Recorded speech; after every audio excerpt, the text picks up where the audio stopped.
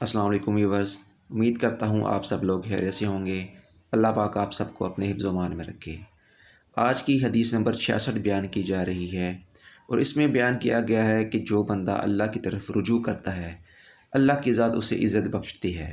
اور جو اللہ سے شرماتا ہے، اللہ تعالیٰ کی ذات اس سے حیا کرتی ہے، اور جو بندہ اللہ کی طرف سے منہ موڑ لیتا ہے تو اللہ کی ذات بھی اس سے اپنا منہ موڑ لیتی ہے۔ تو آئیے چلتے ہیں حدیث نمبر 66 کی طرف۔ ایک دن رسول اللہ صلی اللہ علیہ وآلہ وسلم مسجد نبوی میں تشریف فرما تھے اور لوگ آپ کے پاس بیٹھے ہوئے تھے کہ 3 شخص آئے، تو ان میں سے 2 رسول اللہ صلی اللہ علیہ وآلہ وسلم کے سامنے آ گئے اور ایک چلا گیا۔ ابو واقدہ کہتے ہیں کہ وہ دونوں کچھ دیر رسول اللہ صلی اللہ علیہ وآلہ وسلم کے سامنے کھڑے رہے، پھر ان میں سے ایک نے حلقہ میں گنجائش دیکھی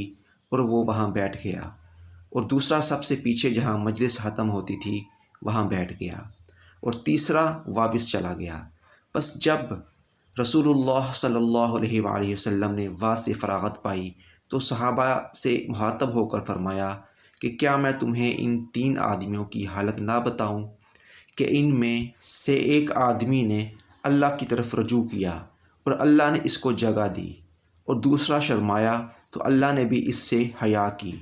اور تیسرے نے منہ پھیرا تو اللہ نے بھی اس سے منہ موڑ لیا۔